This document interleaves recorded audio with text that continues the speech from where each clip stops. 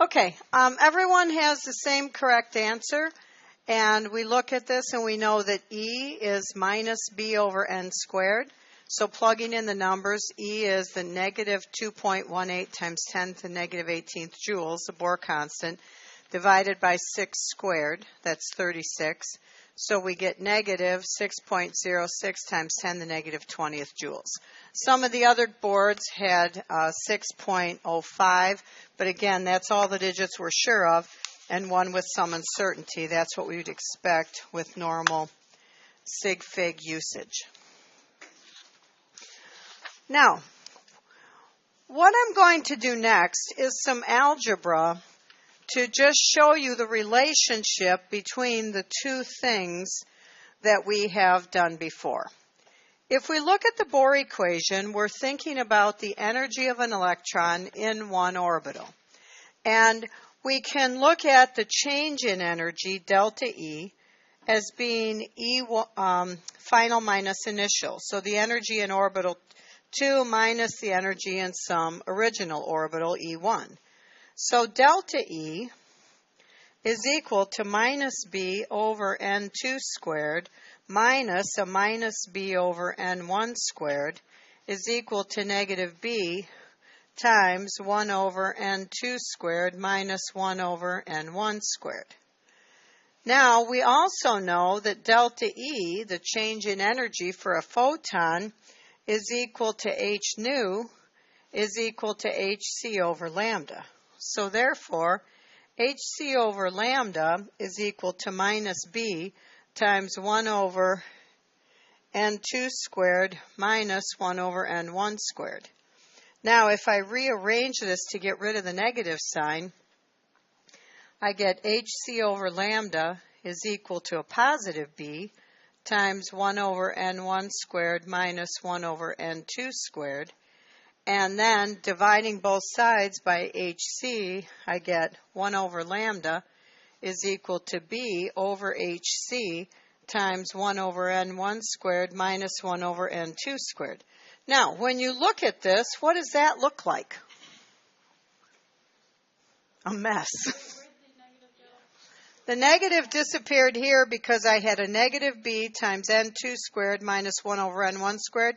So I changed the position of these two and got rid of the negative sign. Okay, you don't have to worry so much about how I did the algebra. I'm just trying to get you to look at the end result. What does this look like? It looks like the other equation. It looks like the Rydberg equation.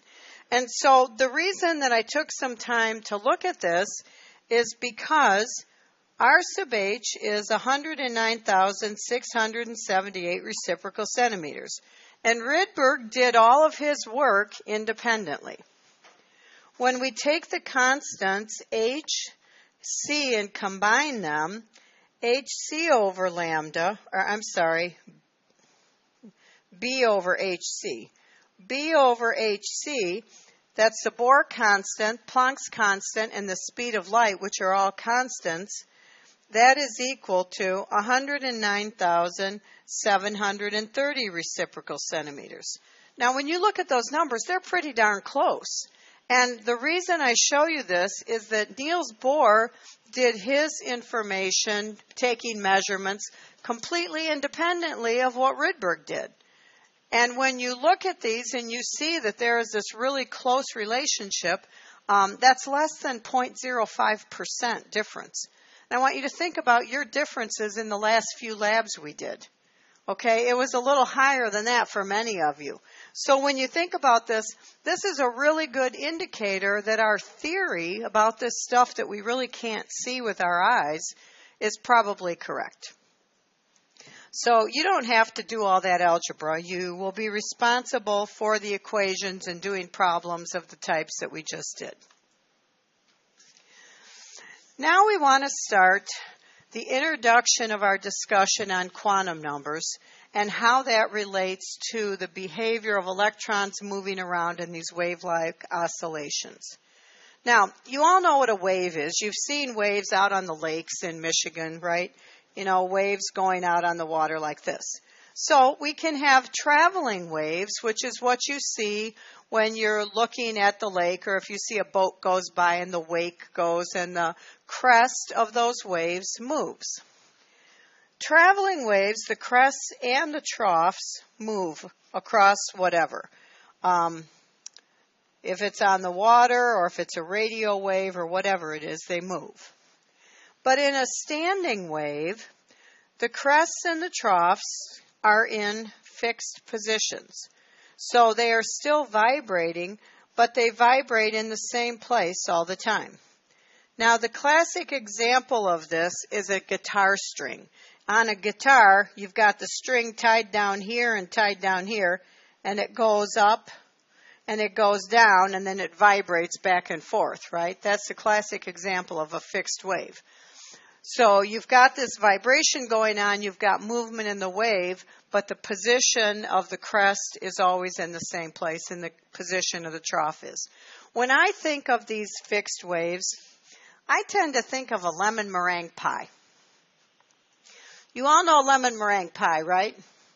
Got the crust and that nice lemony custard in there.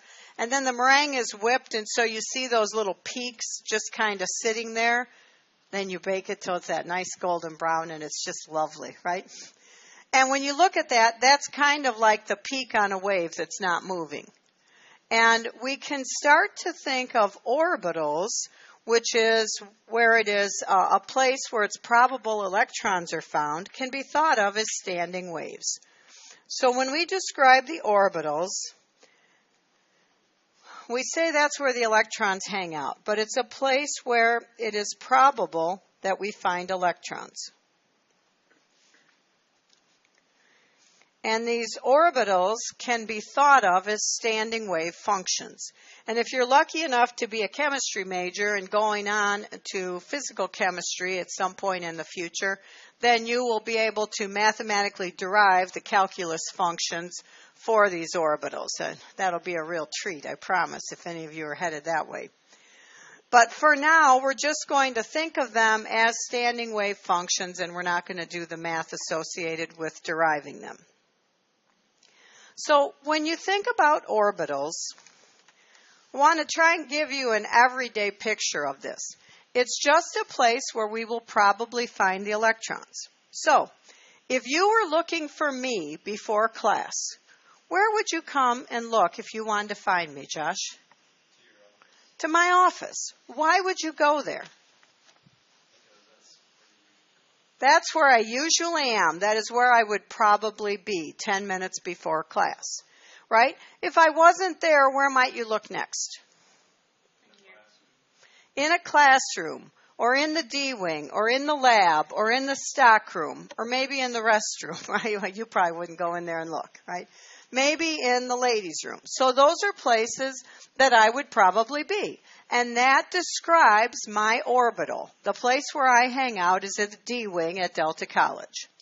Now, how many of you would go into the men's room in the D-wing and look for me there? Not too many. Why not? Because I probably would not be in there, right? Could I be in there? Sure. I mean, I could. I am perfectly capable of walking in there, right? But I probably wouldn't. So that's what we think about is these orbitals. It's places where the electron probably is. Now, who would get in their car and drive down to Pierce Road and Bay Road to that 7-Eleven right by Saginaw Valley and look for me there 10 minutes before class? Nobody, right? Because I probably would not be there. Could I be there? Sure, if I'd had a bad day, I was running quite late, and I ran out of gas, I could be there, right? Pumping gas at the 7-Eleven and get a Slurpee to cheer myself up while I'm at it. But I probably would not be there. So, when we talk about places within the orbital where the electron probably isn't, like the men's room in the D-wing, then we talk about nodes. And a node is an area within the orbital of zero probability. So you would not find me in the men's room. That is a node in my orbital. Now, when we think about this, this is where it gets crazy. This is where I thought that Roger D. Berry had thrown a blood clot and had a stroke, because what he was talking about seemed like total gibberish to me when I learned about this the first time. So if you're feeling frustrated by it, know that you're in a lot of company. A few years ago, I went down to Michigan State because there was a guy down there running a program I was kind of interested in. I got to stop